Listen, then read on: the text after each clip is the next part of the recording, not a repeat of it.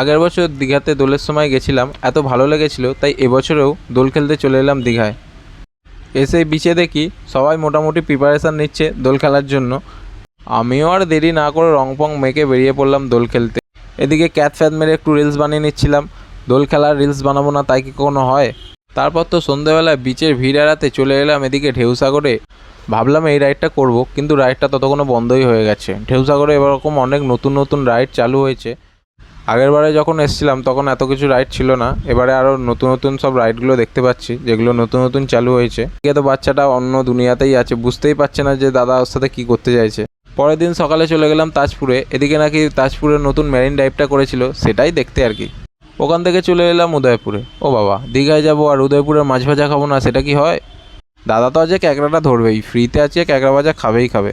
বিকেলে চলে গেছিলাম একটা নতুন বিচের খোঁজে। এই বিচটার নাম হচ্ছে গঙ্গাধারপুর সমুদ্র সৈকত। এই বিচটা খুব বেশি দিন হয়নি, একদম নতুনই হয়েছে। এই বিচটার খোঁজ এখনও পর্যন্ত অনেকে জানে না, তাই এই বিচটাতে এখনও ভিড় খুব একটা হচ্ছে না, ফাঁকাই থাকে। ওল্ড দীঘা থেকে মাত্র 5 মিনিট লাগে, কোনো অটো টোটো ধরার দরকার নেই, জাস্ট পায়ে হেঁটে 5 মিনিট এখানে চলে আসতে পারবে। খুব সুন্দর একটা বিচ, ফাঁকা আছে বলে আরও বেশি ভালো লাগছে। তারপর আর কি চলে গেলাম তালসারির উদ্দেশ্যে। দীঘাতে এসে তালসারিতে তো যেতেই হবে, কিন্তু যতবারই তালসারিতে যাই ততবারই সন্ধে হয়ে যায়। সুন্দর সুন্দর যে কয়েকটা ছবি তুলবো সেটা আর হয় না। তাহলে তোমাদের তালসারি কেমন লাগে? আমার তো খুবই ভালো লাগে।